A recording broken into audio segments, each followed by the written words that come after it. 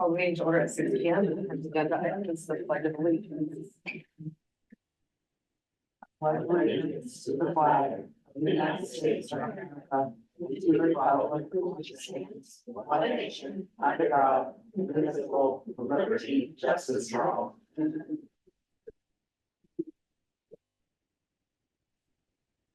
Agenda item is correspondence, visitors, and public comments. And we have nobody online and nobody here. Item number 4 is the agenda review. Julie, did you have anything for changes? I don't. I do just have an update. And I didn't want to put it on the agenda because I know Peter in particular would say, but it wasn't warranted for action. But when I just wanted to clarify, when the select board came and they talked about the easement, we were speaking about the fact that so I guess during admin room, I'm sorry, I shouldn't be talking about it. If you're asking if I wanted to review, I want to make sure that's on next week's agenda, I think, rather than put it on this week's agenda. Because we have a question over the future development and what language that would say.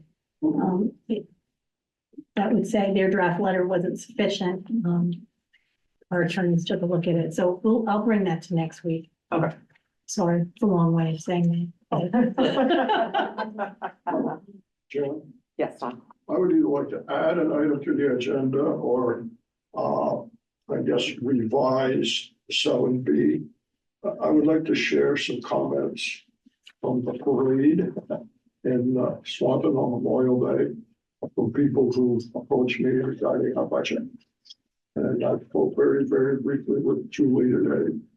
I don't think that what I'm talking about needs to be an executive session, but I would like an opportunity to share that. Right. And so you want to put budget promotion activities and discussion. Which one? Okay. Yeah, because I think that one of the things I do want to make sure is that the board and the community hear like what our next steps are. And that's not promotion, but some of the things that happen if there's no budget kind of conversation. So I think it's important to talk about that at the same time. All right, so set item 7B will now be budget promotion activities and discussion. Right.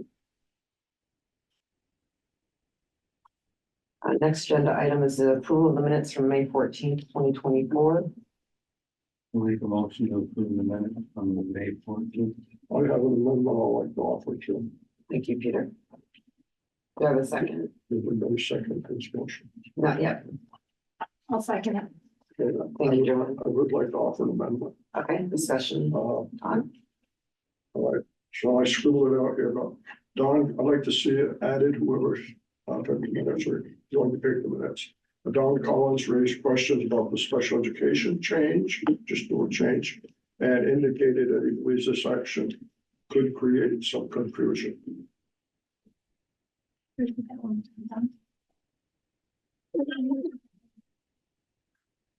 Don Collins raised questions about the special education change and indicated that he believes this action could create confusion. We'll let you know. More than that. Don't know if you would check this if the way amendment or not. I accept the amendment. I don't know about the something. I'll second the adjustment.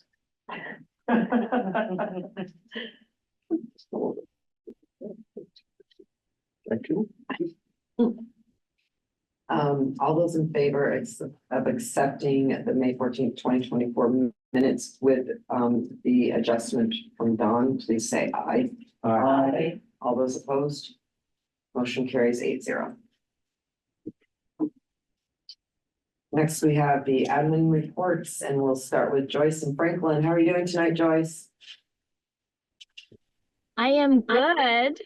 I just, Laura wouldn't have wanted to just see me trying to shut off all the white noise machines up on top of the cubicles because it wasn't really OSHA ready. But I'm trying to be able to hear. So hopefully if you have questions, I'll be able to hear them now. Does anybody have any questions or comments for Joyce's report? Joyce, do you want to have any comment on David Pratt and the super Sure. senior? Sure. Really good. I was hoping somebody would ask me something after I just shut down all that white noise. Thanks, Pete. Yeah, no, I just actually, David, as well as other things there, I think a real highlight in May is the community involvement. And as crazy a month as May is with all the transition activities and planning field trips and graduation and I saw the end of year assessments and all of that. The community piece, I think, is just huge in May, as it is, like to have community involvement all year, but May especially tends to be quite a few activities from the penny war. And then right after that, David was chosen as a super senior. I hope people got a chance to look at the link. He was just so thrilled with that. And to have two of the students nominate him was just really, really special. And actually, we just attended a foster grandparent recognition dinner the other night. So with that, and then of course the district music festival, our spring concert, just so many really great community involvement activities. And just this last weekend, two that would be really in my next report, but the Ride for Olivia and Memorial Day. And I know you guys have a lot on the agenda tonight, so I know those will probably be in my next report, but yeah, we so appreciate having David here in our school and having those intergenerational connections. And actually, we just had something else with the carriage house this month with the pen pals, and the 5th grade went over and met their pen pals, and that was really super. And that'll probably be in a different report too. But just having David here is really great. And some of the reviews that the kids did for the foster grandparent program, I had to laugh at some of them where it talked about he just dresses so stylishly. One of the kids said, it's right, a 3rd grader, stylish. But anyway, he was really excited about it. And I think it was nice for the program and nice for our school. And it just adds such a wonderful dimension to our school to have a foster grandparent. We're actually down. We had 3 and really going to try to promote getting some more volunteers in here because we really do love having them. So thank you, Pete. Thank you, Joyce. That's a great program, and I really appreciate the way you incorporate the school into the town and the citizens. And another great Memorial Day. It's always a big event in Franklin, and it's always great to see the kids there. So appreciate all the support from the school. Thanks, Pete.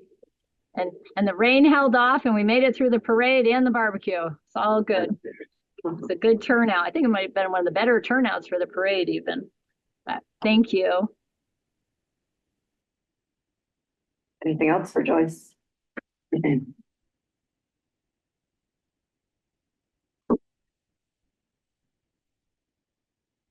Right, thank you, Joyce. You can sign off now if you would like, and have a great evening. So next, we're going to move to Highgate for Yeshua.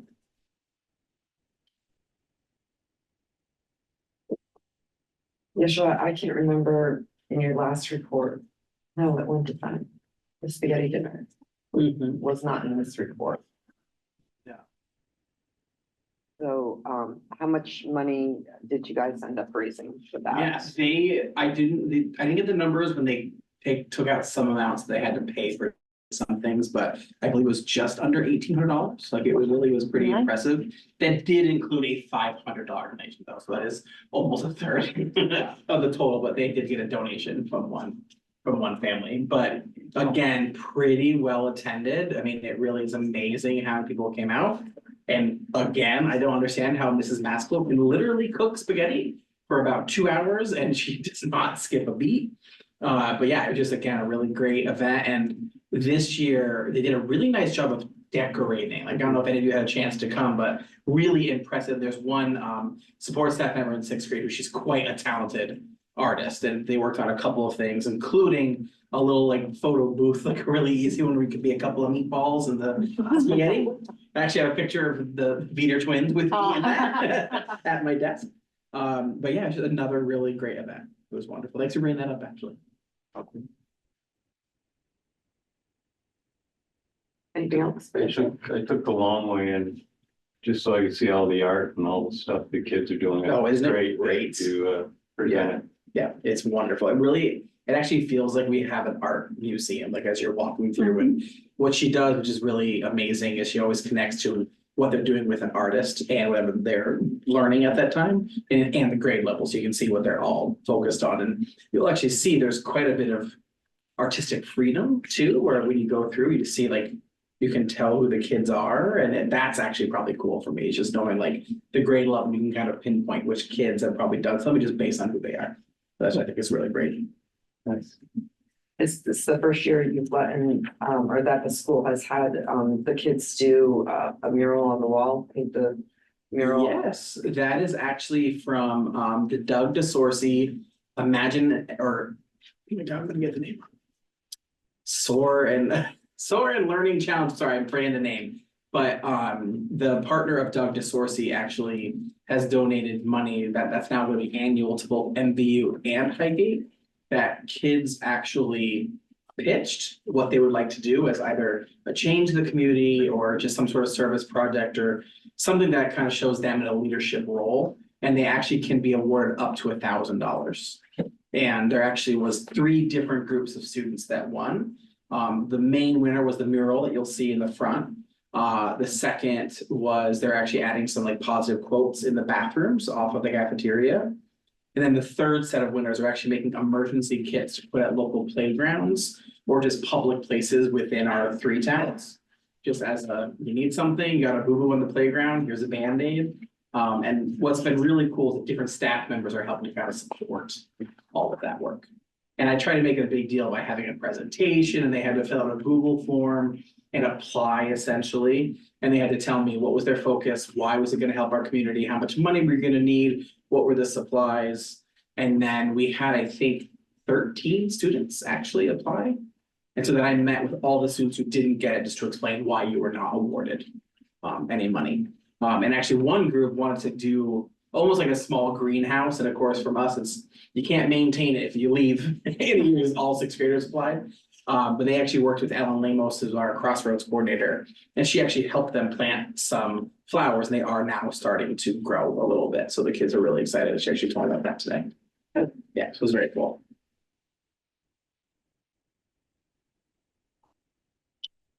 All set. Let's get ready for graduation. Yeah, you are. I love the pictures of your pirate STEM guys. Oh, isn't it great? Yeah. Yeah. It was actually really great. Another actually really well attended event. We had over 100 people here. Which is amazing. Do have one question. How many students have we added this? Have the what? Have we added this year? I have to actually go look it up, but I believe we just got 2 new students. I think 24 or 25 now, probably. When will you know what attendance will be like next year? Usually it's not until August, truly like real numbers. Yeah, it fluctuates anyway. We always stick with the October 1st Yep. collection date. So you're collecting your year because it will always go up and down. Yeah. With peaks and valleys through the year, but that's the number we look at from year to year. But Highgate has gone up a little bit in the last couple of years. Yep. As has Swanton, as has Franklin. Yep.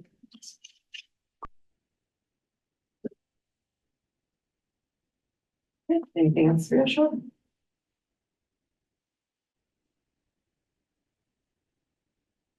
Moving right along.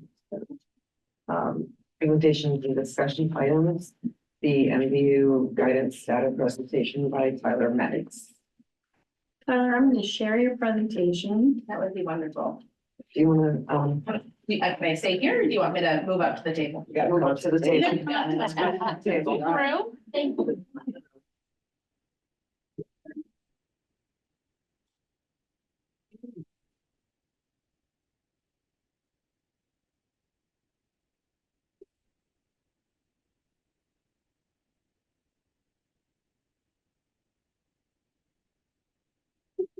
Oh, no.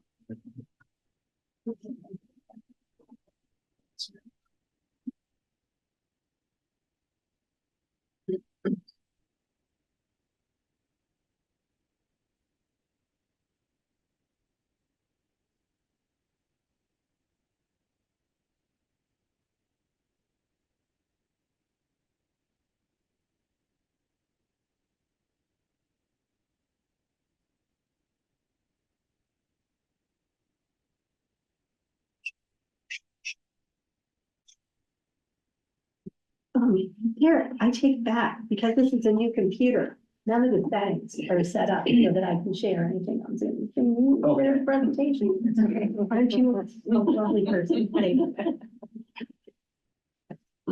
I love new computers.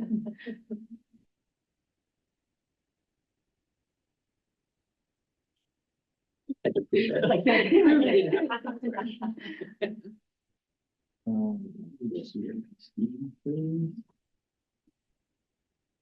So this I'm just gonna go over. I essentially have comparisons from last year's senior class and this year's senior class in a variety of contexts. Just some things before Tyler gets started. I shared with her the measurements that we discussed at the beginning of the year about our post-secondary outcomes. Richard Barwin. I get my Richards confused. Richard Barwin will likely be coming in the next board meeting. I have to confirm that, but he had some students input too that I think would be really helpful, and he'll share that data. The rest of the data that we get out of some years, we do a survey of seniors ourselves that replicates the VSAC survey. This year is a VSAC survey year, so we're not asking kids the same questions twice. They would not answer that. So we will be getting that data probably in September is when that comes out. So we'll look at that. But I wanted to make sure if you said, gee, where's that survey that we had last year? That's the reason why that's not part of this. But the other data from our goals will be. And that survey we're currently collecting, so we're pretty much using the month of May, so we're wrapping up this week for seniors who have not answered, so our goal is to get that 85% this year. So this is a look at our SAT testing. I would say in the last few years with SAT optional colleges, not as many students take them. Last year we had 31 students. This year we have 27. Some of those will be testing on Saturday here. Last year's average score was a 1081. We do not have our average yet. That I get in September as well. But for the PSATs, although we had less students testing this year, our average actually outscored the national average. Last year, the average score for MVU was an 885. This year, it is a 948. So super excited about that data. Our AP testing actually I proctor every exam. We just finished it this month, so that is done. We had 40 students who are taking an AP exam that comprised of 59 tests. Scores will be out this summer. And last year we had 41 students, so about the same, with 57 exams. So it's kind of in the ballpark. Last year I didn't have this data when I presented, but I want to highlight that 26 of those students scored a 3 or higher. 11 of those 26 scored a 4 or 5, which could potentially mean college credit. Some colleges will honor credit at a 3, but that's rare. And our dual enrollment early college numbers, we actually use 72 dual enrollment vouchers this year. So that is an increase, I think a substantial one. We have added another dual enrollment course, a concurrent course at MVU. Our pre-calculus course students could take for dual enrollment credit this year. I think that has something to do with it, but we also have more students interested in taking dual enrollment classes, even outside of their MVU schedule. We're on par with early college students, 10 last year, 10 this year. Which I would say 10 this year with the smallest senior class we've had in a few years is really good, so.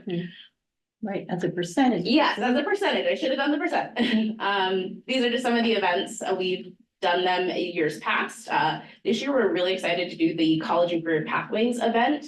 VSAC put it together, it was hosted at St. Mike's.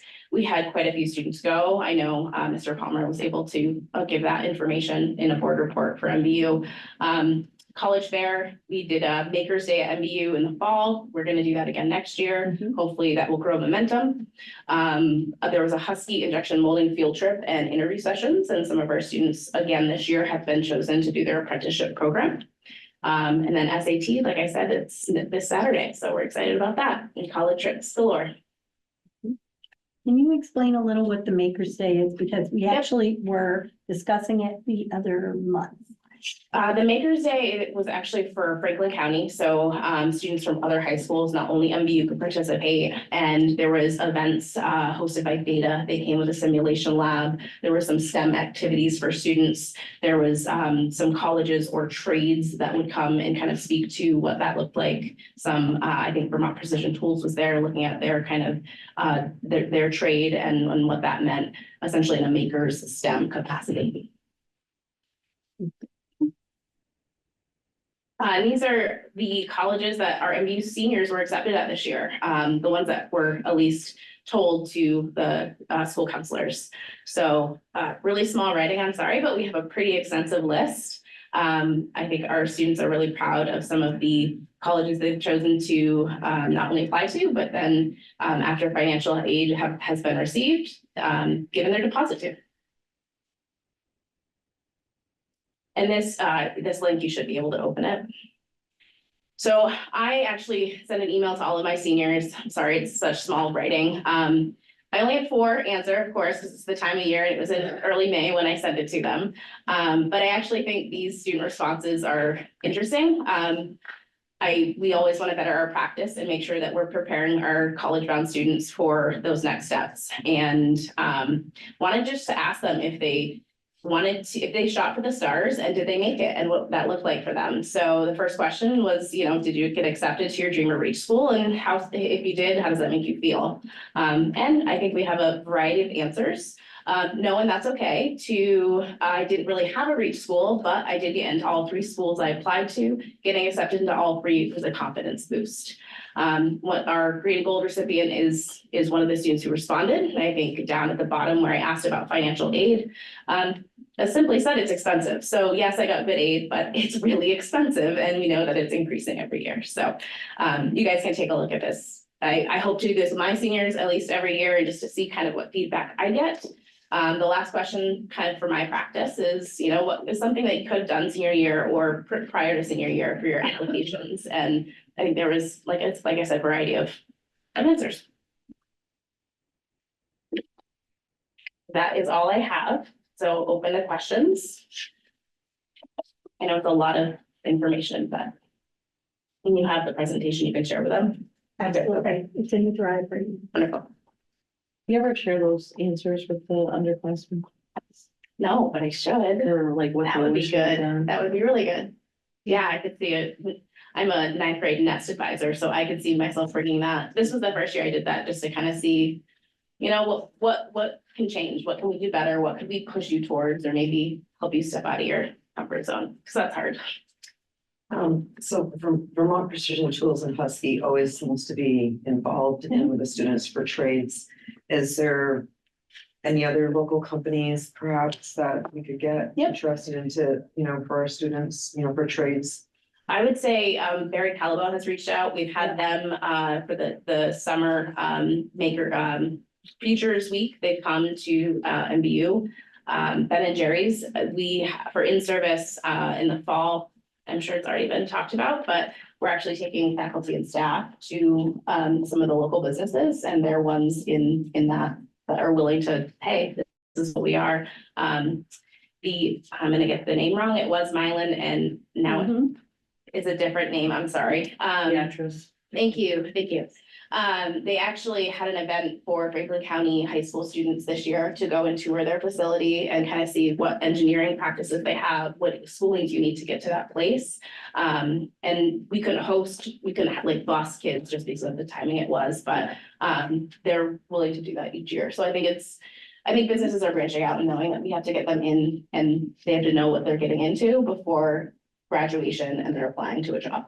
So I would say there's more and more doing that. I think that's part of the Makers Day push, getting more businesses in to say, hey, this is what we have. This is what you can do. We had This is about how you 10 get there. kids go to Beta in April. Yep. There is some, I think, may have gone to Vermont Precision the first week in May. We work with Franklin County Industrial Development Corps on some of these events, and we're actually having Beth Ann help Richard Barwin with some of because it's outside of school oftentimes. just to help like with the organization of some of it, because it can be really tricky trying to chase down. Oh, Peter, you want to go on this field trip tomorrow? Get out of math, and go look at, Vermont Precision Schools where you're gonna need your math. So we're working on streamlining a lot of that, but it's really a great partnership so that our kids are able to see what jobs look like. And I can't say enough about the whole plan to bring teachers on tours so they can picture their kids in these settings and encourage them. I just think it's really a great opportunity to enhance the understanding of what's out there for our students. And teachers. Our aspirations steering Right. committee kind of put that together. We went to a summit, this was 2 weeks ago almost, with other aspiration schools, and we had that was one of our highlights because we're really excited about it, and the other schools are like, we're taking that idea, that's great, we need to do that. So just to get, a person that, right, you just came back from the tech center, now I'm teaching you math. Well, this is why math's important, because I got to see you in your, med professions class, or at least go there to know what they're learning, I think is going to be really valuable.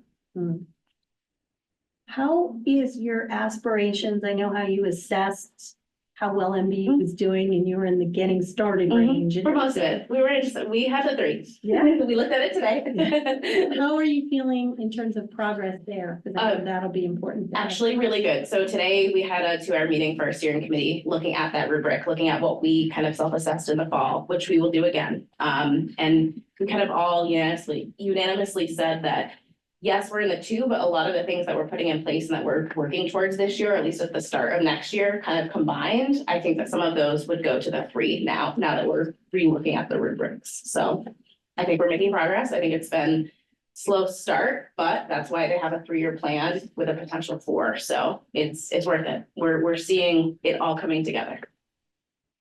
How many guidance counselors work with seniors? 3, including myself. Did they all do something similar to what you showed us you did with your? No. Why not? I don't know. I wanted to. Are you the department coordinator? I am, and I could ask them to, but I know that I had the most seniors this year out of the caseload of seniors, and it's a small class, but at this time of year, knowing we're doing the senior survey, that to me is, we need that data. I want seniors to be able to answer that first and foremost. I was hoping that sending out an email, I would get some feedback, and I did, not a lot, but I did.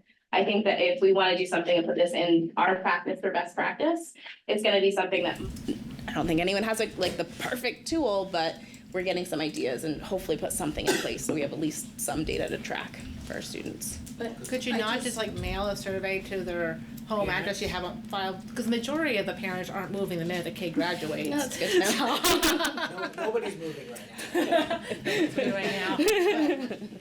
Yeah, I mean, we very well could. I mean, it's also hard if a student's off to college too, and I mean, I don't want to put too much burden on the parents either, but yeah, anything I think is better than what we have now, because we don't have anything, so. It's just interesting, right? We have Massachusetts College of Pharmacy and Health Sciences. Like, somebody's probably gonna go there and do some really great things. Right. And I think especially in this community, there's probably a lot of kids who don't always believe they can, they can like shoot really high, and so it's one thing for us to sit here and say that you can, but when somebody else has just done it, and to just hear like, hey, they went off and they did it, you can do it too, especially for like our younger ones, I think that's, Yep. if we can I wrangle agree. them up, we're just, I agree. Yes. No, and I just want to second, what Rennick said, absolutely, like, we need to get our graduates back into the school. Like, students that are in right now, freshmen or sophomores, they need to see from someone that just, maybe just didn't just graduate, but 2 years ago, 4 years ago, and this is where they're at. Yep. And as guidance counselors, you guys have been there for a long time. I know my son he just graduated UVM, and he would love to come back and see, Blackburn. So it just takes that 30 seconds. And most of us are parents here that have graduates. I mean, Ben, Michaela, like, we're parents, so just ask. And we'll make it happen, but I think it's really important to get our graduates back in the school, talking to our students. And I think especially at the middle school level to see, Yeah. this is something to look Yes. forward to. I completely agree. And I know college schedule is very different than high school schedule, and the things that are happening in a high school are quite intense at this time of year, but that doesn't mean we can't make it happen, so I agree. Just for you, Julie, if you could maybe find out how many of the seniors are getting some sort of sports scholarship. We have scholarship information, I don't know. Not all of that's reported back to the counselors. So I know like 2 of my students are getting aid for sports, but it's not like a full ride. Typically, we know the scholarship information that are told to us, like the awards night that we just happened. If a student, let's say they got a scholarship, St. Anselm gave them the Abbey scholarship. That was one of my seniors. It was a good chunk of money from the school of choice. They reported that to the school, and then we recognized it. But in terms of other scholarships for financial aid, we know the recipients, and we can honor it that way. If they didn't tell us they got an athletic scholarship, we wouldn't know. Go directly between the family and the college. Correct. Same with some of the other financial aid, like merit aid. We're not always told. I mean, we hype up. Deb, Chris, and I are like, no, you got money. Tell us. What did you get? We want to celebrate you, right? Like, Never hype thought it to up. tell you. Right. Some of them are like, oh, it's just cool. Like, I'm just glad I got it, you know? So if they don't report it, then we don't know. Yeah. They do have a Hall of Fame though at MVU, which kind of recognizes people who have graduated from MVU over the years and that they're successful and what is their success. And I think that's been pretty profound, I think. Now, I don't know when they have the Hall of Fame, do students attend that? Yes. Yep. So students do see people who have graduated. Sometimes it could be 20 years ago, 5 years ago, 2 years ago, whatever, but I've always thought that was an outstanding thing that's been started, because then people can see that, yes, you could be a successful businessman, all those kinds of things. So I think that's kind of been helpful in seeing that, yes, people from MVU are successful. So I don't know if you're familiar with the Hall of Fame, but I think that's been, I mean, I'm sure we'd like to do more, but I'm just saying, at least that is something that is being done. We do also, to piggyback on that, career explorations, all 10th graders took that class, the business department, they work very closely with local businesses to bring in, many of those folks are local graduates, they would highlight those pieces, so we're very lucky to have a business department that, is able to focus on this with students as well. And again, all 10th graders take career exploration, so that's an opportunity for them all to get exposure to some of that. All juniors take personal finance within the business department, so they kind of filter through. Don, you have a question for me? You may have mentioned it in the presentation, but going back to what Rennick was talking about, a career and college fair. A number of years ago in Franklin County, some colleges didn't come because they weren't going to go to Richford, BFA, Missisquoi, so they picked out 1 or 2, usually BFA and somebody else. So there was a big undertaking, and they all worked together. I think there were 6 high schools involved. And my observation was that made a big difference as to whether MVU has their own. It seemed that the students saw more choices from New England colleges in particular than they would if you said MVU is going to have a career and college night. And maybe, I remember some in University of New Hampshire as an example. Are they going to come here 5 or 6 times? Probably not. But if you bring them together, I don't know, did that bringing together continue? Do we still do that? So it actually happens at St. Mike's campus. That is the went to St. Mike's. The closest local. Okay. It's the New England college admission counseling kind of collaboration. We bus this year was 2 buses, but we bring students every year. Good. There are a lot of things you can do, but for me, I think it's good for students to get out of Swanton. Yes. Even if it's only to St. Albans, but to St. Mike's. It opens up a whole different world. I agree. We also have MVU's counselors and BFA's counselors have been in communication. There's the Taylor Park Career Fest that's happening. because it was 1 to 4, we couldn't bus our students there for the time. They would have about an hour to get back for buses home. So it wasn't feasible, the timing. We sent that feedback to the people that organized it. It would be great if it happened like at 11 to, 11 to 1 or 11 to 2, so we could get students back. But there are those things happening, and we're more than willing to utilize them if it's not happening right in our backyard too. Good. I like that outreach. Me too. Any other questions or comments? Thank you, I have a lot of homework to do now. Thank you for having me. Thank you. Aren't you glad you came? Yes, of course, always. I'm sorry. In the side table. Thank you so much. Say hi to mom and grandma. I sure will. I had a mother's a student, but I thought he was a teacher. Next agenda item is budget promotion activities and discussion. All right. JR is joining us as well. First thing we wanted to talk about was the flyers that we're putting out. And I had just had a quick conversation with Elaine and Pierrette, and Rennick, you had not joined us yet, even though you were here before 6 o'clock. I was. Making that I point. was. You were. That better be in the minutes. Didn't mean to imply that you were late anyway. But we've got two versions of it, and one of them, it talks about things that were increased and then others that were decreased, and we really are finding that people who look at it not on this team, it's confusing to people, rather than to focus just on what is being cut. So I wanted to throw that out there, and even though, Elaine, for example, you had proposed that initially, and now you just said to me, yeah, I think that's confusing. I think it's confusing on the flyer. I think it's easy to explain in an information meeting, but Absolutely. on the flyer, I think less is more. I think I'll raise more questions than answers. And so that was the feedback I was trying to give to JR today, even though we had a lot of feedback about, which one they liked, but I just think that Those are two versions. these are the two versions. Do we have them up there? I can put one at let's see if I can. I can see if I can make it work. But the idea just was, going off what the board had said before, because we actually have had people say, just based on conversation we had at the last meeting, why did the board increase the budget?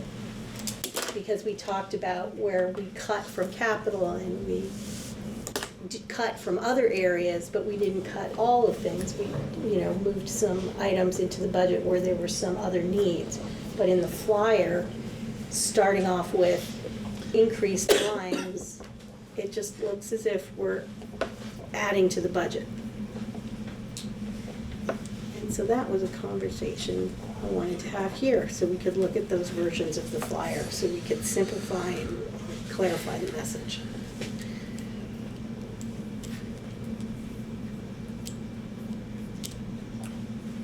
Okay, so let's see if Zoom will let me share.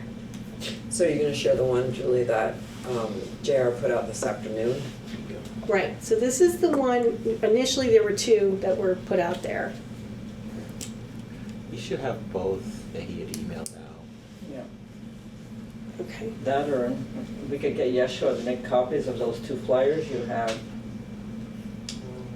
They were in the email. right there. Yep. Change it wrong. I will, why don't I I'm gonna stop sharing because I can't email without sharing my email everywhere. Probably not a good idea.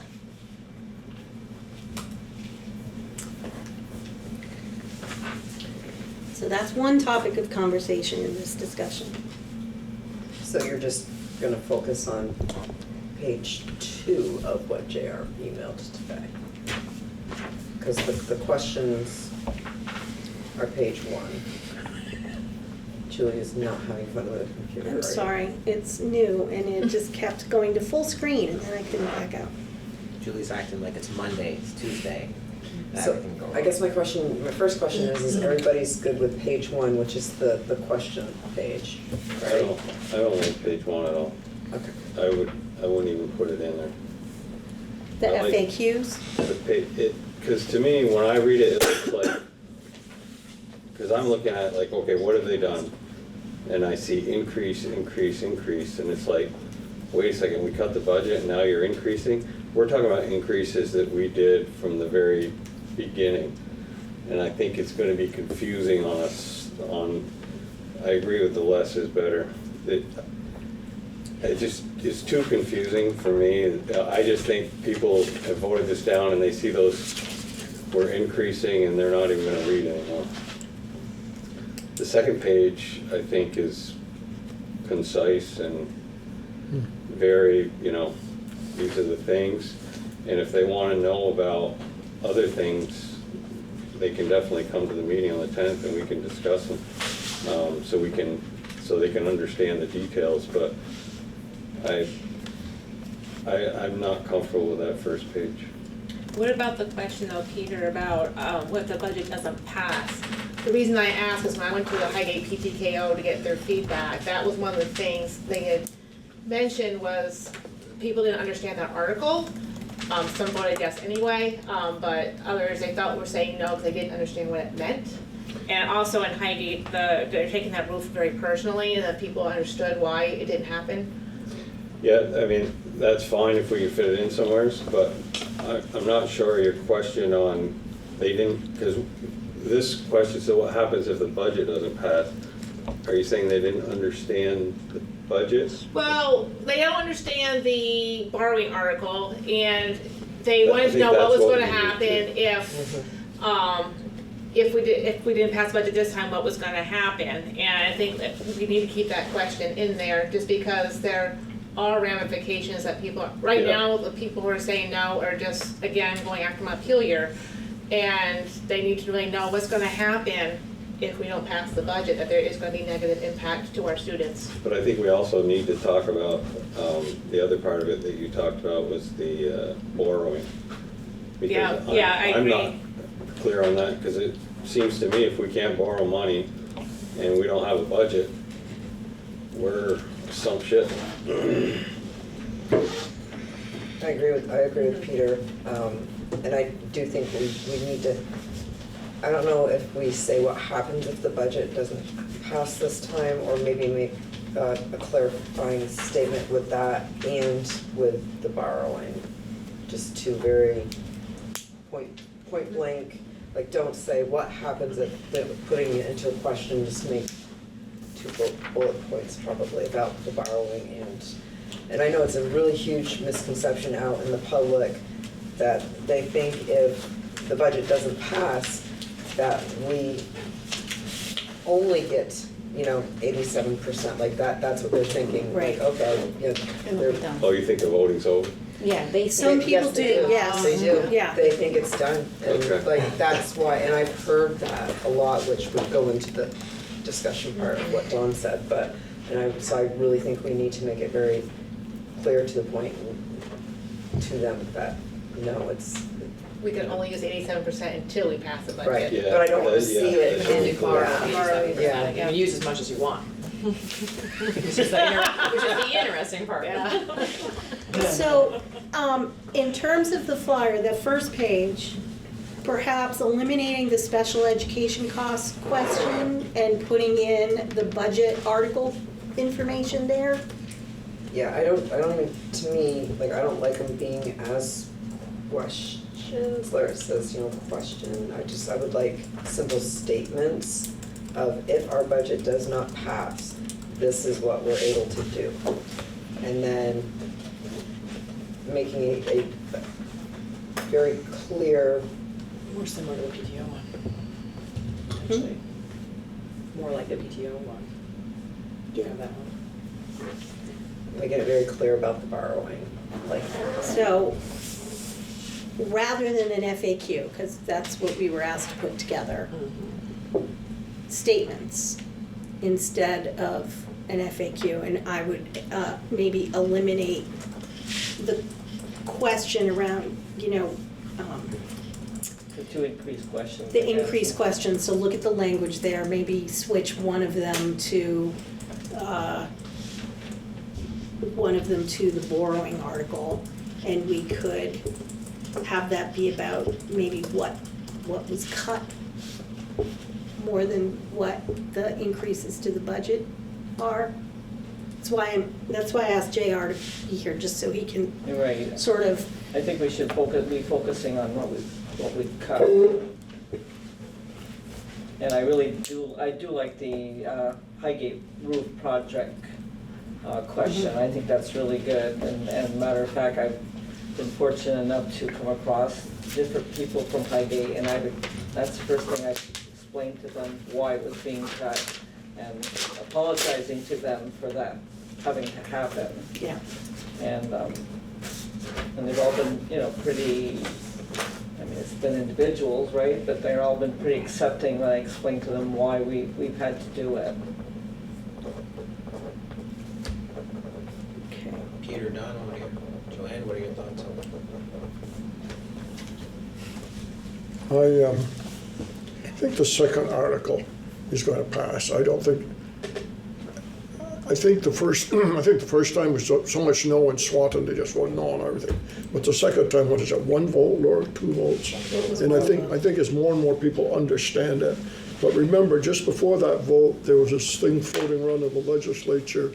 Somebody threw out there that you wouldn't have to, You wouldn't have to vote at all. right. Yeah. And I think that people really tied the two together. I think we moved far enough away from those two things that that's going to pass. I guess, first I'm going to talk about my feelings. I think you have to keep it simple. And I learned that in the legislature. You had a couple hundred people in the building. They all felt they were intelligent, some more so than others. But most people they have busy lives. And I think we're putting out a lot of information. But I think as we go forward, whether we speak it or put it in flyers, we need to keep it simple. Because otherwise, if people feel overwhelmed, when you feel overwhelmed, you're frustrated. When you're frustrated, you probably aren't going to vote yes. Why I asked earlier, I had the good fortune, I happened to be at one of my rental properties with some carpenters, and we stopped and watched the parade. Big mistake, but we did. And so people came by and wanted to talk about the school budget. Some good comments. People said it must be frustrating, good luck and all that. But I called Julie today and spoke briefly with her. It seemed that the people who were asking about facilities understood it. Doesn't mean they agreed with it, but they understood what we did, and that, the roof thing was beyond our control after a couple months. But the one issue that really seemed to be on a few people's minds, but in depth, was special ed. So I talked briefly with Julie today, and Julie, I'll hand it back to you, and maybe you can share with the board some of the thinking. Well, one, we do want to make sure that I think at some point we'll have a presentation about student services, special ed, and where our numbers are and pieces like that. I think that's an important piece. But in terms of these high-cost situations, because that was really what was driving it, the conversation at the last board meeting, and how expensive some of these placements are. We do have between 33 and 35 students who are high-cost students. So that means they're students whose programming costs more than $65,000. The state gives us a higher rate of reimbursement for any dollar spent over that $65,000. Used to be 50 for years and years, but because of inflation, it's increased. So we get a high number. We have about $1.5 million of revenue projected in this budget for high-cost students to help cover the costs of those services. So it's not just the amount of money over $65,000, but also now because of Act 173 and some changes to the special ed law, there's some weighting in that has to do with the number of students living in poverty in our communities. So there's a significant amount of revenue that helps defray the costs of these expensive placements for our students. So I don't know if that answers the question that some folks were asking. I think a couple of the people that talked were familiar with intensive needs students who were placed like Soar and Baird and places like that. Yeah.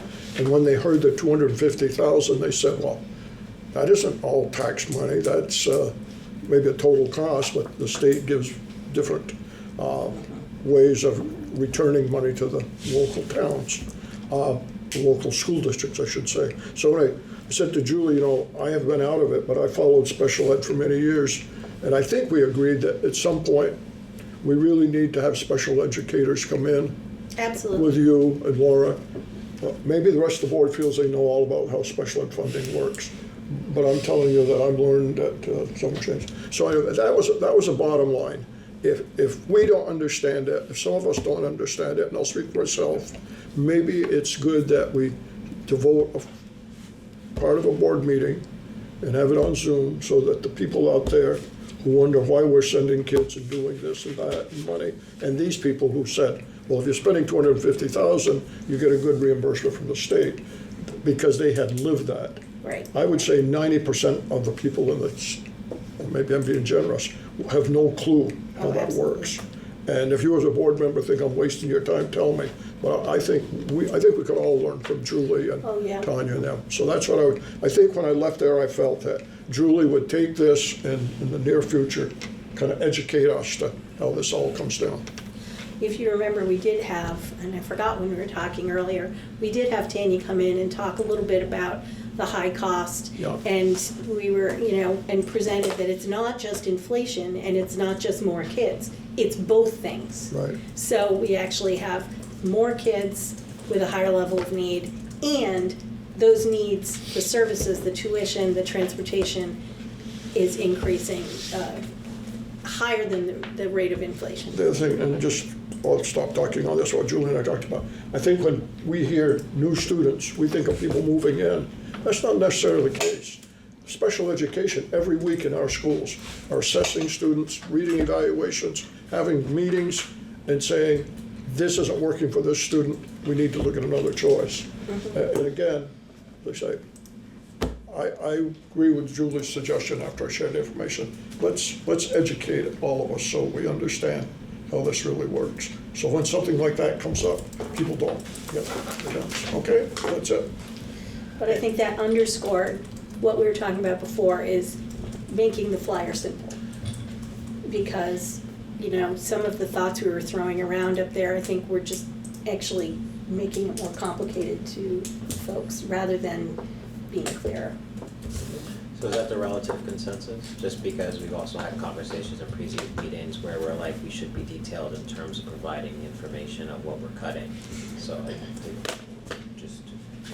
Well, that comes on your page 2, which I don't think anybody has. We haven't gotten that far yet. I'm looking at. Yeah, that's page 2. This is 2.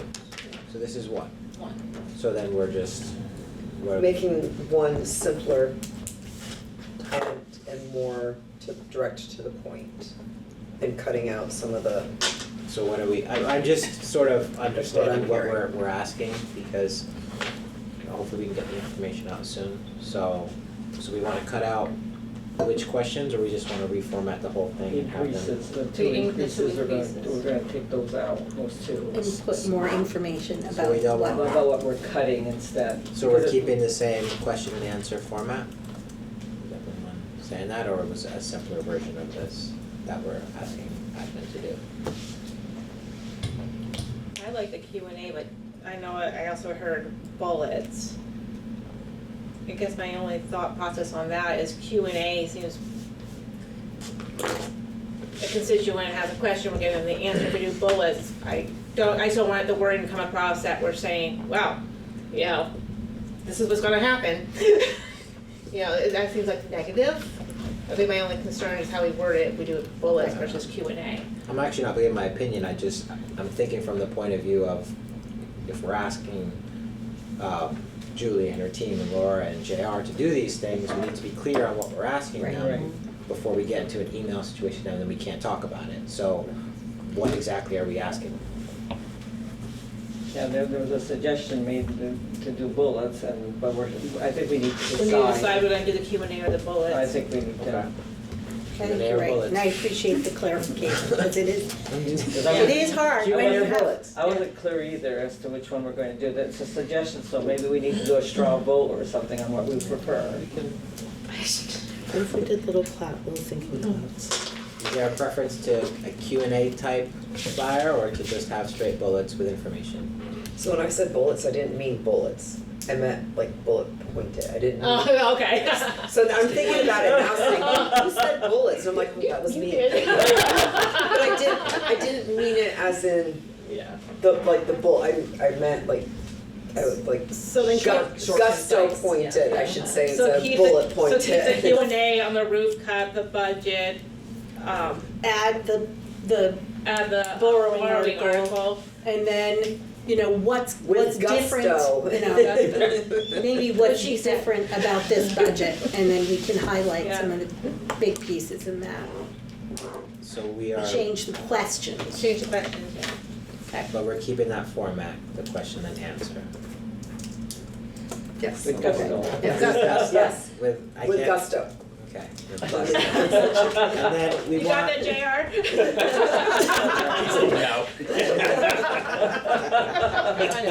But Julie will tell him. And we want the borrowing article information in there, Yeah. as opposed to the staff increased expenditures. We want to keep why the Highgate roof has been cut. Yeah. Sounds like we do. We want, why special education costs increasing, we want to leave that out for this one. Yes. And put in the borrowing, and then for the other one, I can work with Laura and JR, but I'm thinking it could be, you know, what's different in this budget, right? And then the front page will have what's being cut and the tax rate information. Are we gonna keep the general question of what happens if the budget doesn't pass? Yes. I wanted that. Yes? Can we just make sure that it, in gusto form, is that what it was? We will continue to, like, try, like, we need to pass a budget, so we will continue to bring budgets to the public. Yeah, Like, it that's a doesn't, good point. it doesn't Yes, that's a good stop, point. like, yes, okay, we can borrow 87%, but that's not the. We That's still not need the a end of budget. it. Yeah, that's not. Which is what If it everybody's doesn't thinking. pass, we're going to vote again. Right, we're gonna vote again, Yeah. like, rounds don't even. Yeah, because I remember, when it was MVU, it wasn't, because we didn't, we weren't, So that does. we weren't merged yet, but I remember with MVU, that really irritated people because they thought that if they kept voting it down, that would be the end of it. They said, "Well, you guys keep bringing it back." Well, Yeah, Yes. it so I does, think we have to explain that, we have to keep it bringing it back, I guess we have to explain that. well, it has to be in bold because there's a portion of the electorate that if they Well, didn't want to vote on the right. budget, State requires. no, you go first, John. I want to hear what you have to say. I was never called out in the classroom. So for, No, go ahead, Joanne, about. Well, I'm concerned about the wording, so sorry, we were still on the budget if it doesn't pass. So, just because we don't want to mislead, right, that the district can borrow 87%. But we still need to. Do we even want to tell, I mean, I know in general, the public, we've been talking about this enough now that they should kind of know that, but just don't want to mislead and be like, oh, well, if we keep passing this down, you know, I don't know who said it earlier, but, you know, they have this impression in their mind that the 87% will be good enough. That's our default budget. Right, that's, I and think- that's very, Right. it's just scary to think that anyone might even think that. But there's people that I've talked to that said, well, you'll just go on last year's budget, right? And I said, no, it's 87% of that budget. So it's, some people are thinking that we'll just be on last year's budget. We won't even be on that. No. So, all right, so Julie, just so we're clear, so everyone agrees we must in bold highlight, we have to keep proposing budgets until one is passed. Yes. But in order to run our schools, But the we're state allowed to, allows us Yes. but it's to. not a budget Yes. and we have to keep State doing. allows The us. state allows us to Something like it. borrow the 87% to pay our If they bills, pass the borrowing. basically. You know, I just think. Right. That's what I always do, like, if you pass the budget, the borrowing budget, we're free, you know? What do you have, Don?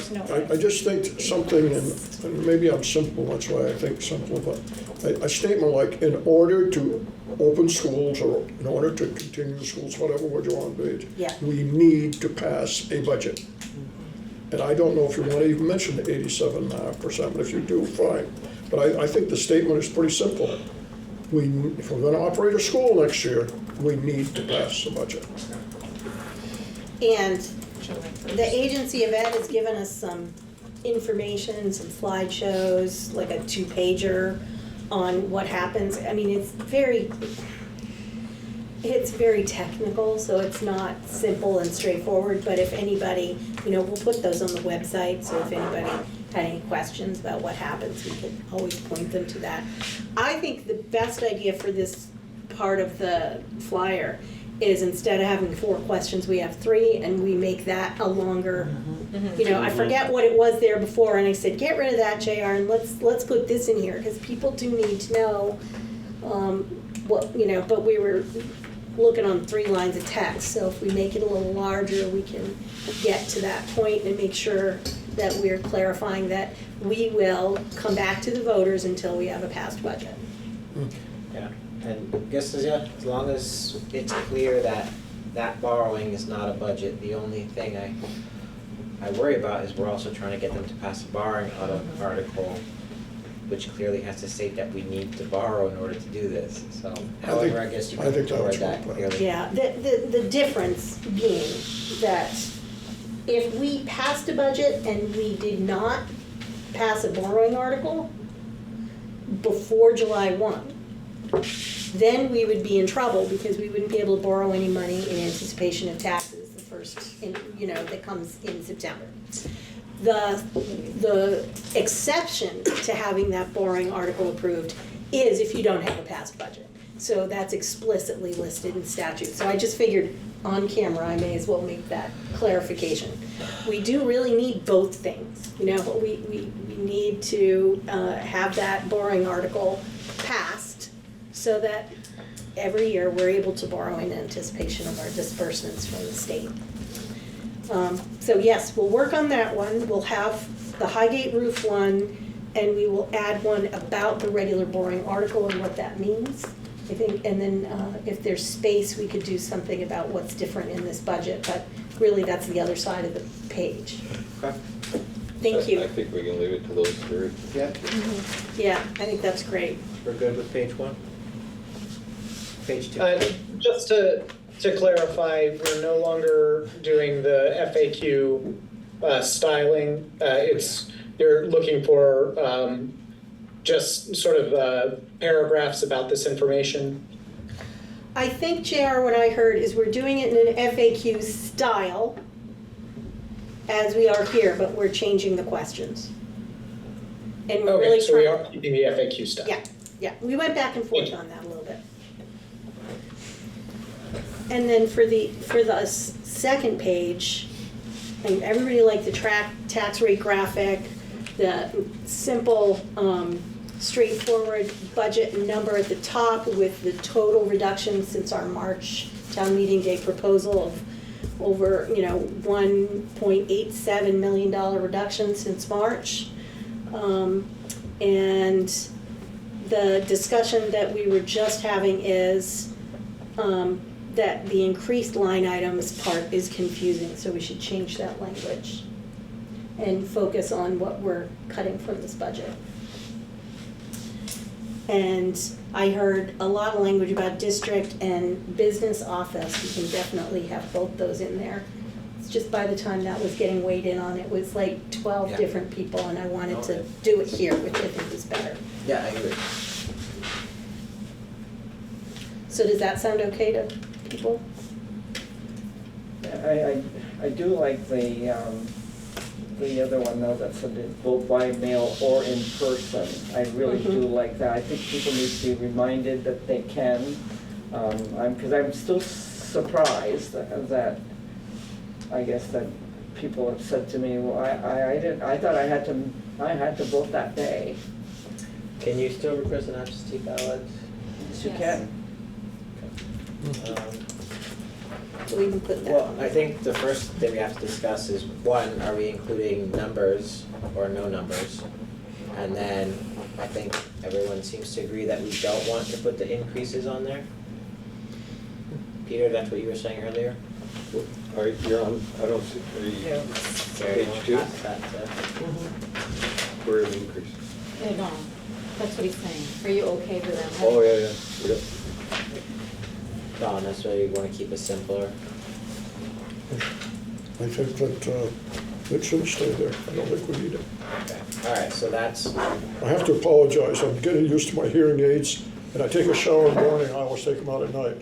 Tonight I was working, I rushed home, grabbed a bite to eat, went and took a shower, and then my hearing aids are going down the drain.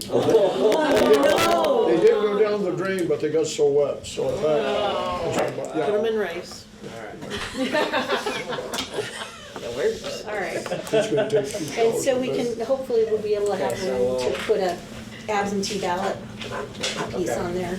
so now if we're just doing the decreased line items, so the two different versions, one has, actual numbers on there, like capital projects, like 1,700,000, principal's office 10,000, or the other one just has the line items and no numbers attached, so what does the board want? I like the line items with no numbers attached, because then you're clustering it up. Yeah, me too. Then you're not making it simple. Franklin? Sounds good. No numbers or? No numbers. No numbers. Again, do we have on here when the budget information meeting is? Yes, on the top, there it is. Because that's when we check that out. That's the one that Laura's moving her vacation for, right? He is not moving any vacation. So the only thing, I'm just going to say this, and I don't, my concern with not putting numbers is that is something I thought we heard loud and clear several times now from people in the community, and even at the meetings we've come to, is we don't know what you're cutting. And if we have no numbers, they still don't, unless they come to the informational meeting or look it up somehow, somewhere, they still will not know how much we're, they'll see the total amount we're cutting, but they won't see, which is some of the things I, heard say, that they like the idea, they wanted something cut from the administrative offices. Well, if they see $254,000, that's impressive to them. You don't put any number, they don't know how much we're cutting from there. The issue with that is we put the numbers in, then we gotta put back in. The increases, I know, and I see that too. I also feel that if we put the numbers, they're gonna say, oh, how come Swanton's getting more taken out of them, and how come, I'm just going off the top of my head, but they're gonna say Swanton's only getting $10,000 decrease. Well, how come the principal's office isn't getting the 10,000 decrease? And I'm just throwing numbers out there. Obviously, they're much higher, but I don't want them to pick it apart and say, this place is only getting this much, how come we can't do it there too? That would be my concern, that people are gonna look at it and saying that we're not taking out as much out of all, trying to say. Well, one thing you could, because we can't, if we put numbers, we then have to put the increases in, and then I think just as long as it's very clear. That we're cutting $835,000 from this proposal. Yeah, Well, and I think the one with the numbers too, then breaks out what the items are in each category. So when you look at it, just eyeball it, I'm looking at 4 positions. Well, anybody with, put some thought into it knows that 4 positions alone is a lot of money. Well, I agree with Peter. You start throwing in money at capital projects. Well, we didn't cut all of that. We reallocated some of it, so that can be confusing to look at. So we and I get that, and I just wanted to throw it out. Yeah. I get all you're saying. I agree, and we will do the informational, and we will actually go through all these things and these numbers. And the Oh, informational. absolutely. But just, so no increases, no numbers, we're just gonna go line items. The only thing I would maybe consider is instead of the top where we have one chunk and it then says our current budget, we could just maybe put 2, so budget vote 1, it was $1 million something, and then it had a total, and then budget 2, we had a reduction of a total of $800 and some thousand, and then that gives our total, so they see that first we cut this, and now we just cut an additional almost $900,000. And then drive them to the informational to actually go over the line items and all that information, if everybody thinks that's a good idea. I think it's clearer because it doesn't look like we just cut that much off this budget. Okay. I think it's sad, but I would say probably 90% of people who voted have already made up their minds. The QR code, does that bring you to any of the information that Kira was talking about? JR, that QR code would go to the website, correct? The budget information on the website? I believe so. Yep, it does. I actually don't recall what I linked to with that. I think it is the info, the budget info on the website. It's possible that it is to the info meeting Zoom, but I don't think that's where it is. The info. Oh, okay. I can actually check real quick. Yeah, Stephanie just did, so you're right, it goes right to the board, the website. So if you do it, Rennick is proposing with splitting that number into the 2 different cuts that we made. Just going to that QR code, we need to make the same change on the other end because it looks just like this. So we want to make sure they match. Yeah. All right, Yes. that's really good. So is that, And then I guess the last thing would be, is there any issue with, I'm just trying to get proper feedback. anything. So Laura got mad at me. No, I didn't, I said. no, she didn't. Is there any verbiage on the first one in terms of light items that we want to talk about, or are we good with everything there? Right now, we have capital projects, MVU parking lot, decreased line items, capital projects, MVU parking lot, Highgate roof. Then we have principal's office, salary and benefits, special edge, clerical, Swanton vacancy, district office, which is what had gone back and forth, if you want to call it, I guess, business. Do we want to change, I saw Jen raise a finger at the Swanton vacancy. No, what I'm raising a finger at is, and this might seem minor, and if everybody can disagree with me if they want, but our very first thing we're stating is capital projects. The public clearly said they want to see more than just capital projects. What if we moved capital projects to the bottom and show them that this is what you wanted us to cut, this is what we're doing, and I want to keep capital projects in there, but remove it to the last one. That makes sense. Yeah. Position is important. See what Yes. they want first. Yep. Yes, and district Capital district projects first, and office, people will stop right there. we can make it district/business Yeah. office, that's fine. It's gotta go to the top. I was gonna suggest To the that, top. because that's been, something we've heard a lot, so they Yep. see that first and they'll So we'll call that focus on that. district/business office. Or district admin, you said it says administrative? Well, no, I'm just trying to keep it the same pie chart that everybody saw. When we first came out with our first flyer, it said business operations, and then everybody just lumped it into something, so. General administration is the line item, but that is okay. Whatever. It's, the point is not to line up with the chart of accounts so much as it is to communicate to voters. Yeah, right. So that's what, Whatever. that is fine. I didn't want it just to be business because it was also, it wasn't just, it was more than just the business office side. And then we had special ed clerical, 1 Swanton vacancy, student management, 1 MVU admin, plant operations, 1 custodian and general instruction, 1 teacher vacancies, or any issues with any of those? Okay, alright, so. Thank you for that. I know that was a lot, but it was So you can good. keep these are the notes.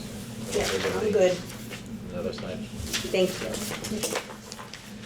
The other thing I wanted to bring up is the parent-teacher organizations in Highgate and Swanton and Franklin is discussing it. But they have discussed putting out a flyer. The Milton PTA did one, and I shared that with the different PTOs, and they got information from us, and they will likely put out a flyer. We gave them a little template so that they could then customize for their organizations. I don't know whether they will say vote yes or whether they will say go out and vote. That's up to those private organizations, but we were really excited to see that they were wanting to help get the word out. Other thing, we have Stephanie and I going to the select board meeting in Swanton next Tuesday, so we will be late to this meeting. Yep. But we will go and we'll put together a little sort of 1-page piece of information to share and ask if there are any questions. And then we have on Saturday, September. I don't know why. Don't get rid of my summer. I mean, no, I don't want to say September. I want to, yeah, it does go by quickly, but not that quickly. June 8th. We have a Saturday coffee and donuts at Swanton Central School Library. And I wanted to know from the Swanton folks, are you wanting to reach out individually to people you know? We'll obviously put out something on Facebook and advertise, and put something in the family newsletters that go out. But wanted to know if you would, call we'll ask the select board to come when we come. Certainly, Chris, the village trustees and the select board definitely should be invited, whoever's gonna do the invitations. Chris does his Wednesday weekly, or somebody's doing it. Yep, I don't know if he's doing it. It definitely should go in there. Go out in the next one next week. And I don't know, well, I don't know if people from other towns will come. They're certainly welcome. So I don't know how you want to handle it. If you want to do anything in Highgate to let people know about it, so if they want to come.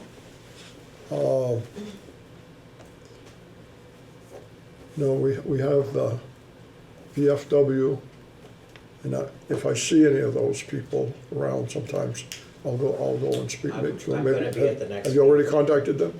Yeah, I know the president. Okay, good. So they usually, I see most of them at the polls, or a lot of the people. I don't know all of the people that go there, but a number of the leaders, I see them vote. How they vote, I don't know, but at the same time, I think it's an invitation to come to the meeting to be better informed. I'm also planning on going to the next meeting. Good. Thanks. We do have a Chamber of Commerce too. Yes, I'm part of the Chamber of Commerce, and I've been bringing it up in every meeting. Okay, good. Wonderful. Do you I went have to the I know when we did it in Franklin, they had a little flyer thing with just announcing it. If you have something like that, you could send it to the town clerks and they could send it out to people, and if they're, I'm not saying. We also have a get many, message but- board. We have, Yep. in fact, I guess, I don't know who we go to, if it's Dan Palmer, but maybe they could run it. Yeah. And the Swanton message board too. Yeah, I'm saying Swanton, but That's a at the good idea. MVU one too, Yeah, I just to say that. can talk so. with Christina in Swanton.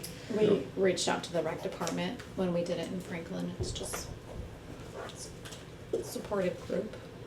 Which, The Rec. the rec department Oh, in yeah. Franklin, we Oh, had yeah. reached out to yeah, them. we have a very active rec Mhm. department. That they're supportive.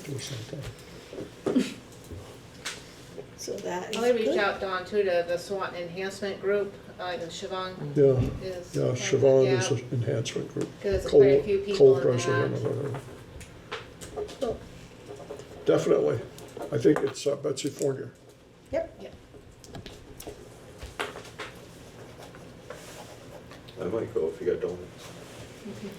I'll go if they're gluten-free. I will. Sorry, what time was it? Well, that's the question. Oh. Early. Franklin was at 8:30.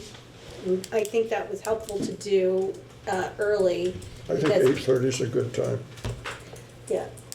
Then people can go on to They can go on to their Little League stuff and And whatever garage else is going sales. on. Ball games, Like all 8:30 to sorts of 10 or something like that. You know, some people want to float in at 9:30 after they've gone to the recycling place or whatever. I take it it's going to be pretty informal.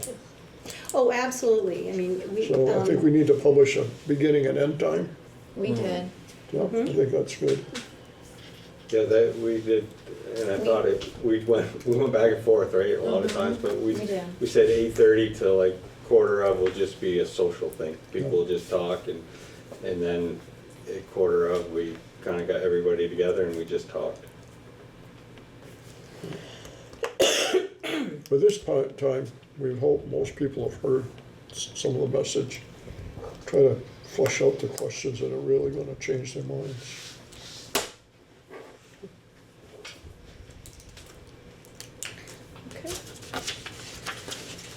Just other kinds of things, I mean, any events, I just went to the Abnaki event on Saturday. Jeff Benet said, if you want to do anything for the budget, just show up there and say hello to people and let them know that you're there, and it was wonderful.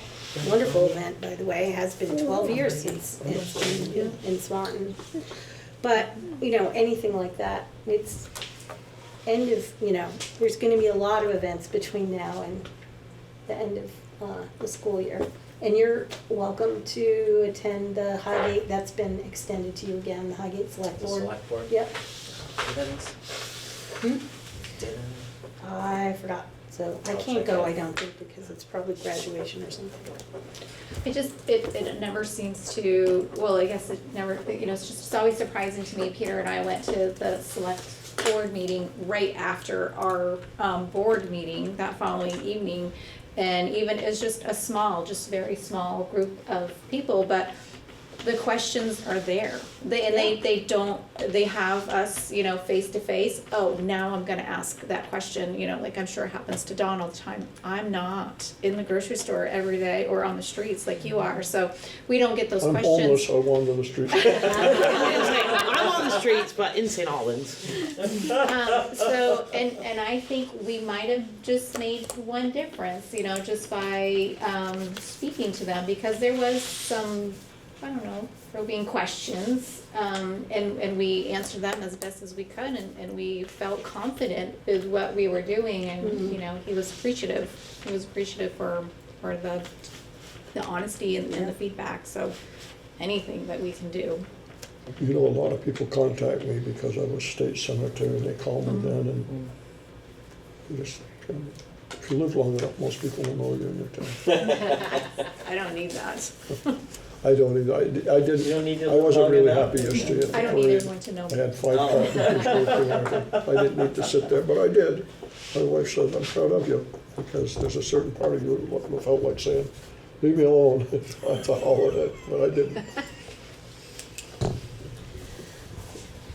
So, the other thing I wanted to talk about are things that are in place, things where we are right now in terms of planning for next year with regard to this budget, and the limbo we're kind of in right now.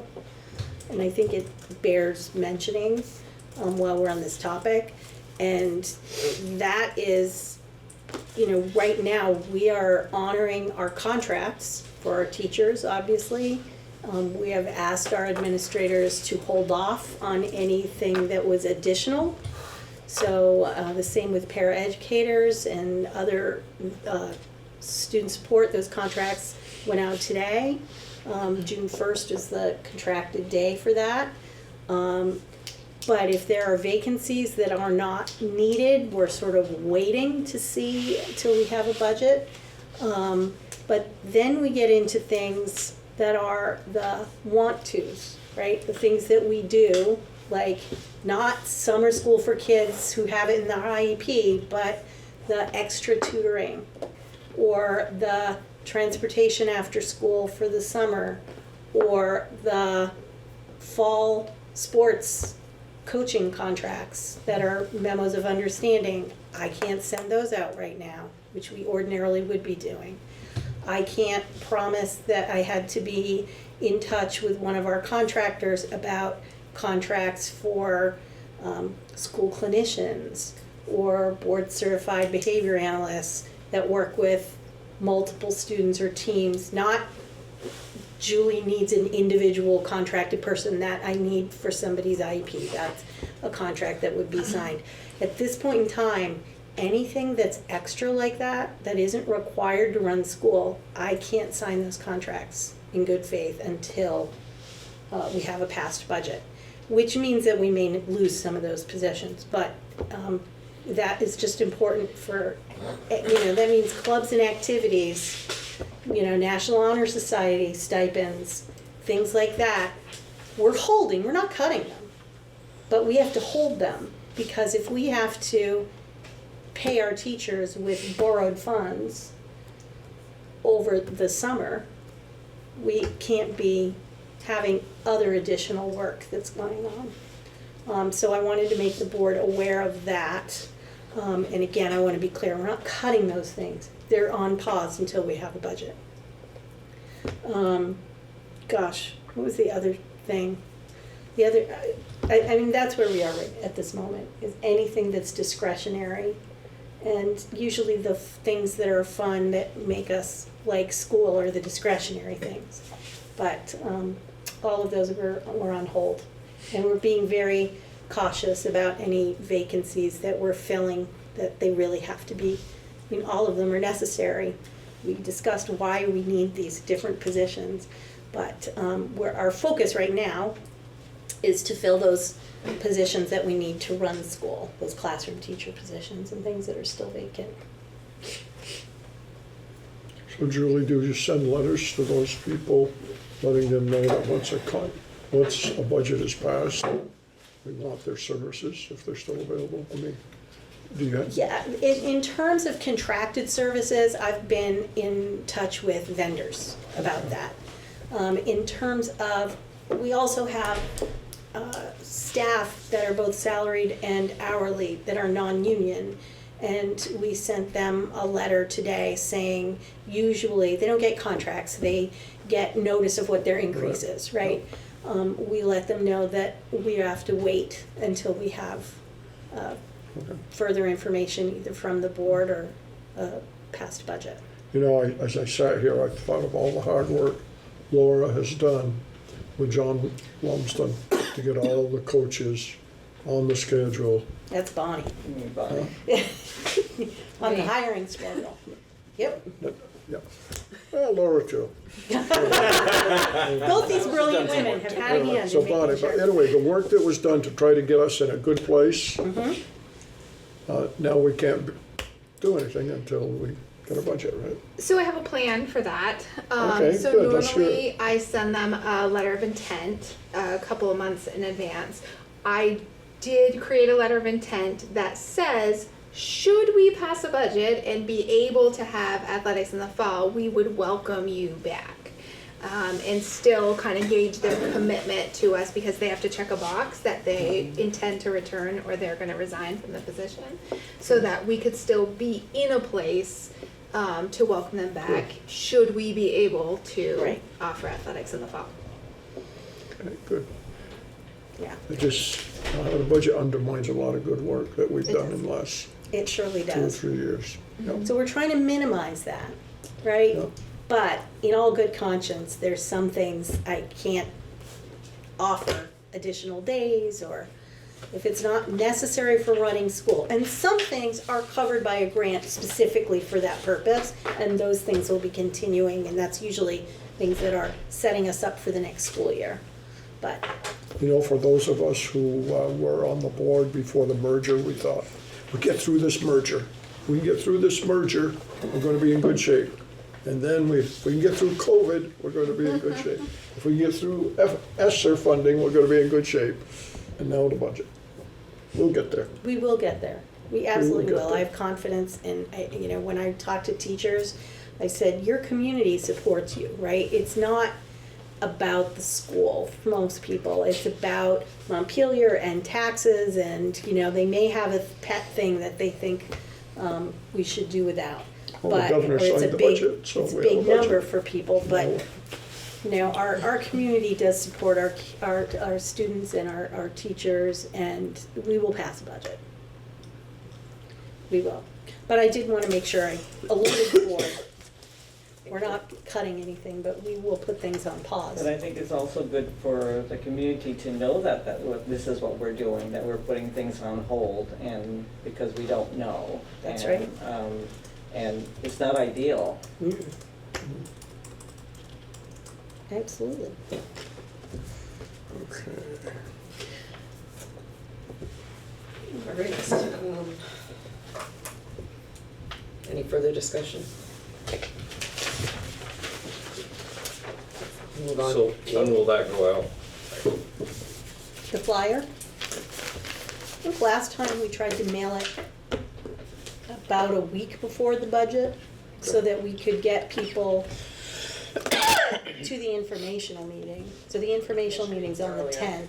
It's a little earlier this time, so I don't know if the board wants it to go out between the informational meeting and the budget vote or in time for the informational meeting. I think, myself, I'd like to have it in time before the informational meeting. For one thing, we're also asking people to vote absentee. Yeah. If we do that too close to the vote, then they It's too will, late. they'll miss that opportunity. Also want to keep in mind graduation, high school graduation, it's the 14th, Yep. and then, and that's when families tend to get really super busy, so if you don't send it and it had enough time, it's gonna sit on a pile on their counter. Very good point. All right, so we'll mail it out next week. Yep. Okay. Especially that graduation week, that's a busy week. All right, next agenda item is policy adoption action for the C9 wellness policy.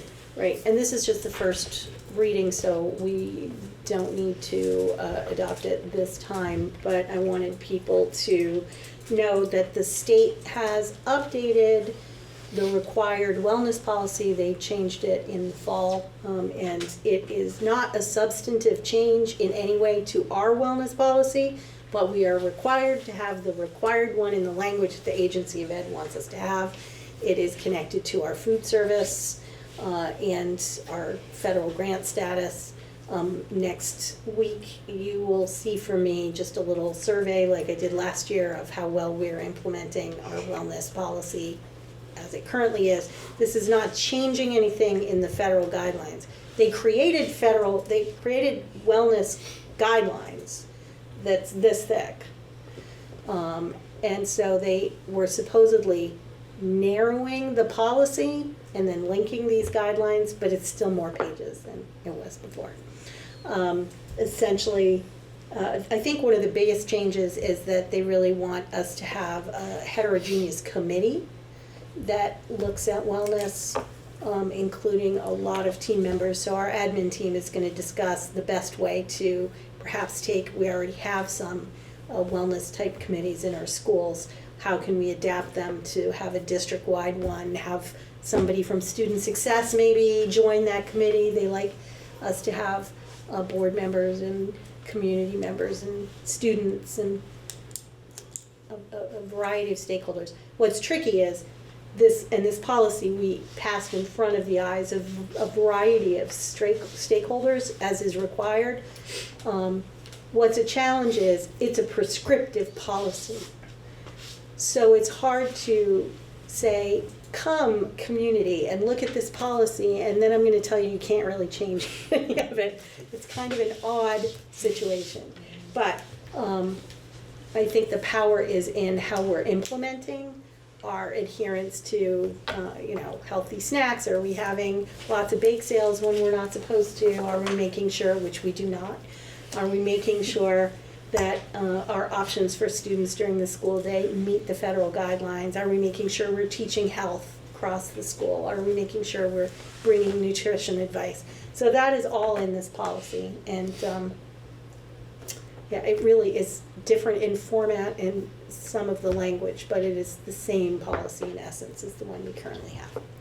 So the contract we just signed with the Abbey covers all this? Oh, good. Says it'll adhere to all the guidelines in our wellness Yes. policy, yeah. They're very well versed in it. So in the June meeting, I just wanted to make sure we didn't leave this school year without this updated policy.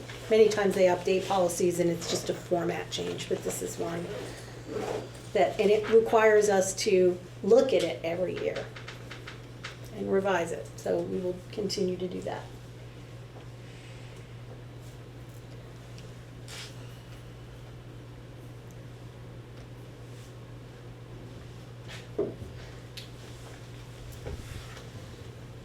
We had a wellness team 30 years ago, and I chuckled and and one of the things they wanted in it was, if you chew tobacco, you can't spit it out on school property. No, you can't.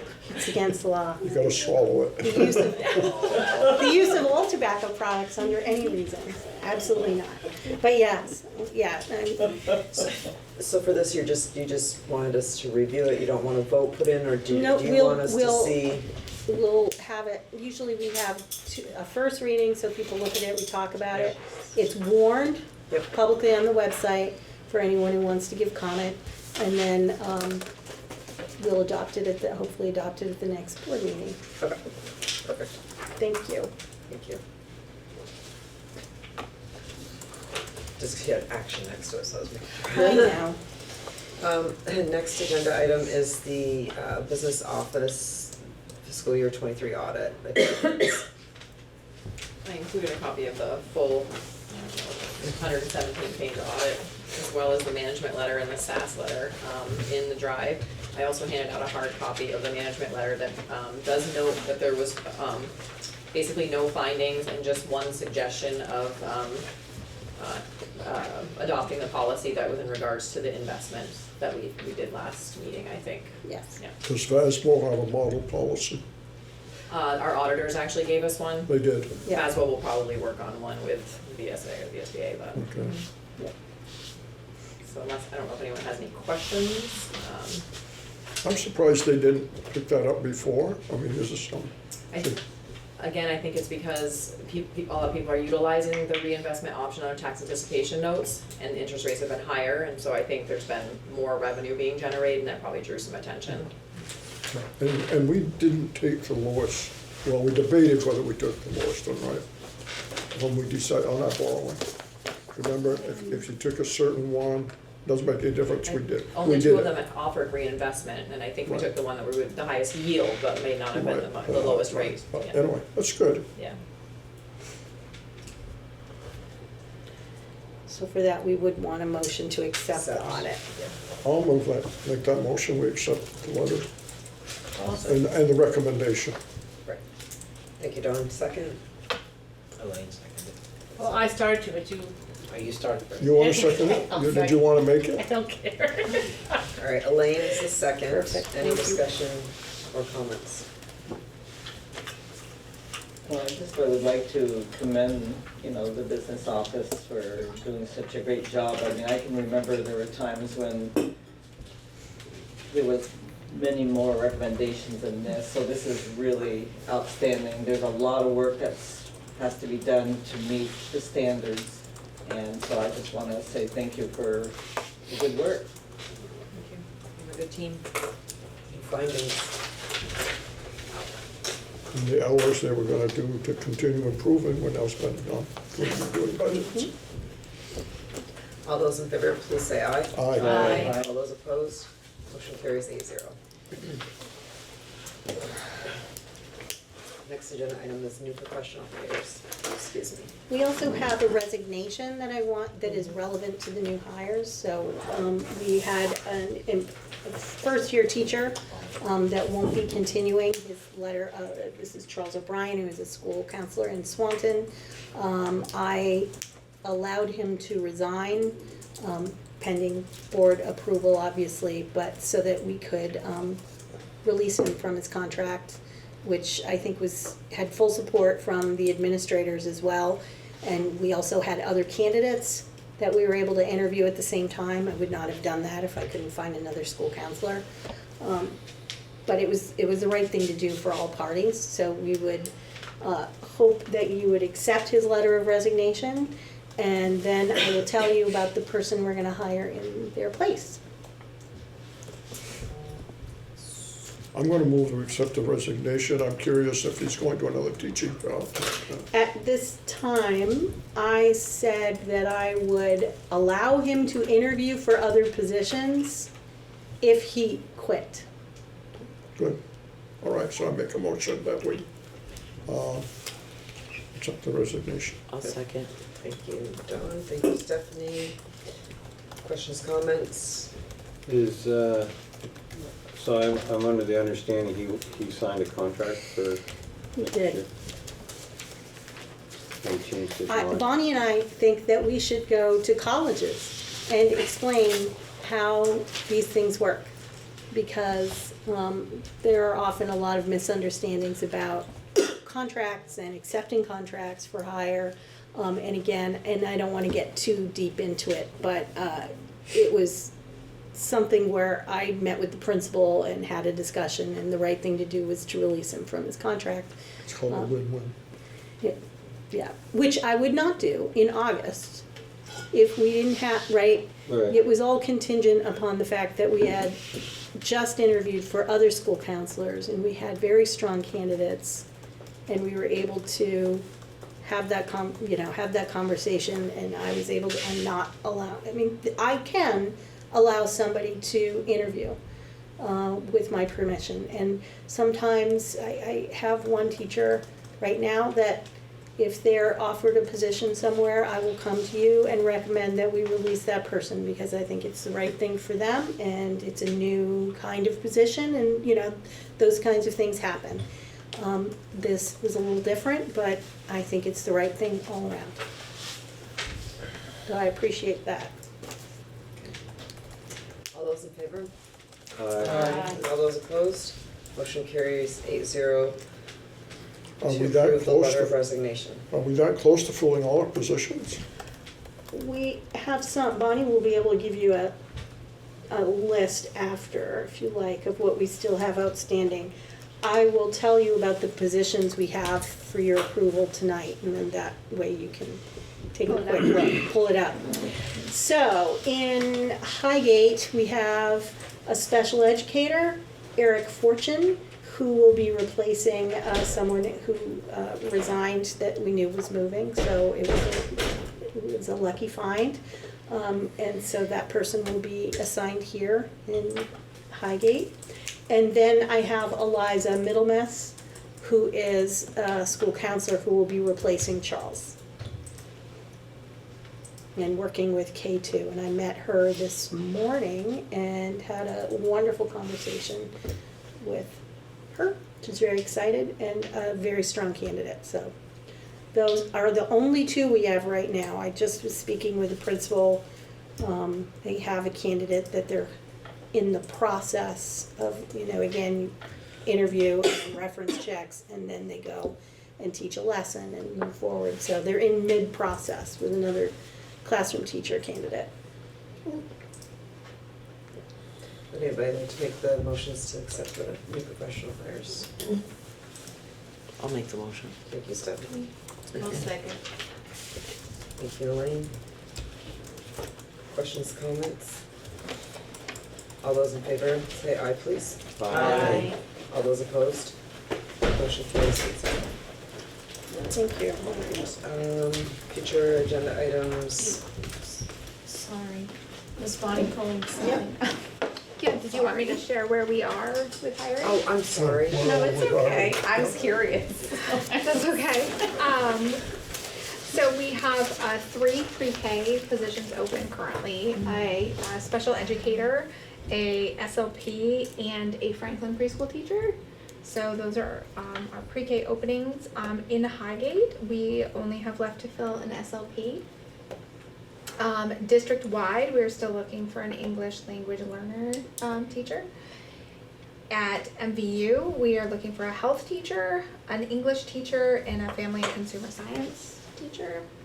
Family and consumer science and health teacher, very hard to fill positions. So if anybody knows anybody, please send them our way. And then in Swanton, we have 4 classroom teachers to fill, a music teacher, and 2 special educators. So back to early education, we're losing 3 in the district. Yeah, district-wide. District-wide. Yeah. Yep. Yeah, and many of those positions are shared among multiple schools. The I know we had a retirement, right? Yes, one of them is a retirement. So where do you go if you're in pre-K? I mean, if you're leaving us, we have vacancies, so the people, they aren't all retiring or. No. No, other pre-K programs. Okay. Because we have pretty good pre-K programs in our We district. certainly do. We really do. Yes. I mean, I could see people wanting to come to our program. I can't imagine wanting There's to a do real that. shortage, a preschool shortage as well. There's a teacher shortage. And then when you say when you get at preschool licensure, special ed licensure, SLP licensure, those are the positions that are the hardest to fill. They really are. So we're getting to the place where if we fill one more classroom teacher position in Swanton, we should be able to run, we'll be okay. So we always have plan Bs for everything. And we'll be working with the administrators and the teachers involved to see what we can do if the preschool positions don't get filled, those kinds of things.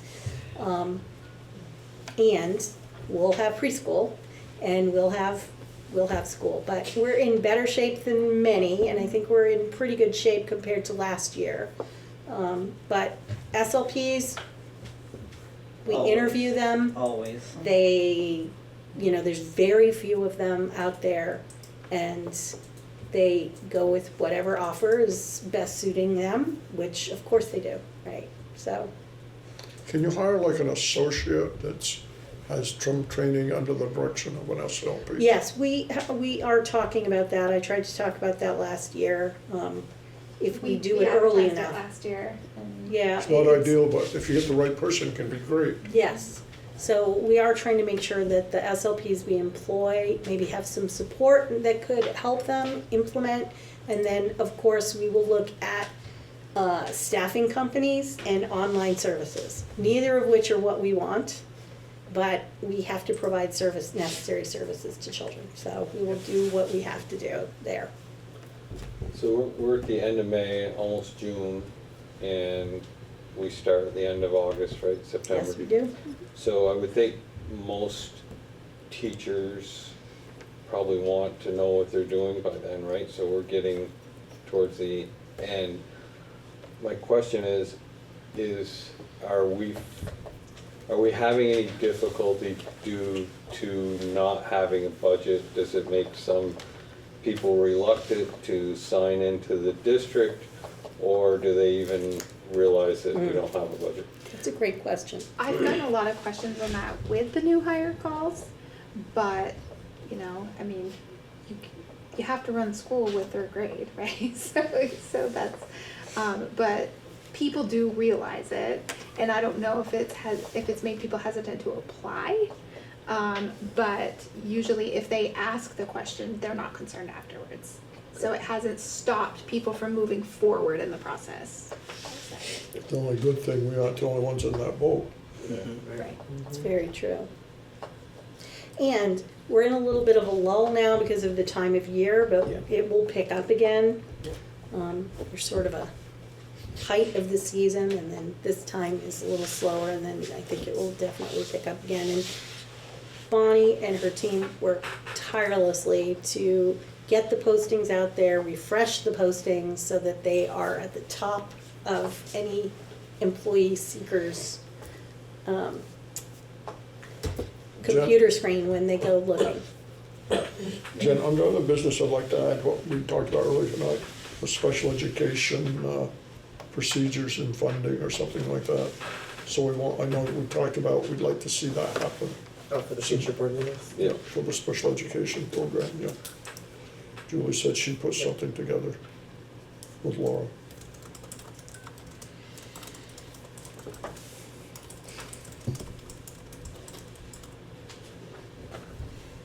Yeah, I think that's great, Donna, because like, people really don't understand, like what Julie pointed out, like even the fact of how much it costs for busing. So get them to their school, yes. Yeah, I had no idea until I started looking at the check vouchers, I'm like, whoa. All right, future board meeting, next one is gonna be at MVU on June 4th at the library at 6 p.m.